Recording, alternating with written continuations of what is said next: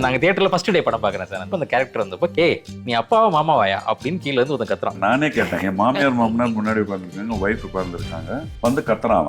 படம் முடிச்சு வெளியே போகும்போது எங்க மாமியார் பார்த்துட்டு, பாப்பா இனிமேல் நான் படங்கள்லாம் பண்ண வேணாம். SPB sir last death scene இதில் ஒன்று வரும். ஷார்ட் கட் சொன்னதுக்கப்புறம் அவன் இறக்கி கீழே வச்சோம். ரொம்ப வெயிட்டாக இருக்கேன்ல, I don't want to trouble even after my death. நானும் நாசர், முரளி சார் 3 பேரும் ஷூட்டிங் முடிச்சு ஜீப்ல வந்துட்டு இருக்கோம். திடீர்னு அந்த சைலன்சர் கேண்டிடேட்ஸ் யாருமே இறங்கல, கும்மிருட்டு. முரளி சர்ச்ச பண்ணிட்டு, சார் நீங்க தான் சார் ஹீரோ, நீங்க இறங்கி பிடிங்க சார் அப்படின்னு.